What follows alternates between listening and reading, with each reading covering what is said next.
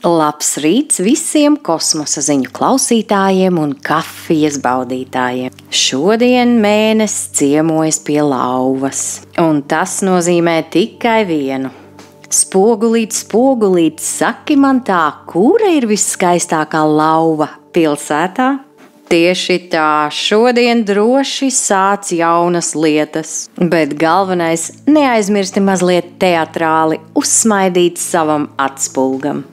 Tajā pašā laikā Saule savienojumā ar Jupiteru saka: Mīļais cilvēk, esi devīgs, bet neaizraujies, un neiztērē visu savu mēneša algu vienā elpas vilcienā. Bet Mars jaunavā šoreiz atgādina: pirms meties iekarot jaunas virsotnes kaut kur tālēs zilajās, pārbaudi, vai gludeklis ir izslēgts un logi ir aizvērti.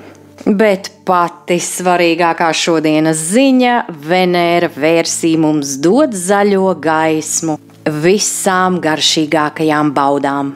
Tātad kūciņa pie rīta kafijas ir ne tikai atļauta šodien, bet pat astroloģiski nepieciešama. Lai tava kosmosa kafija un visa diena garšo pēc zvaigznēm, bet virs galvas mūžīgs piena ceļš.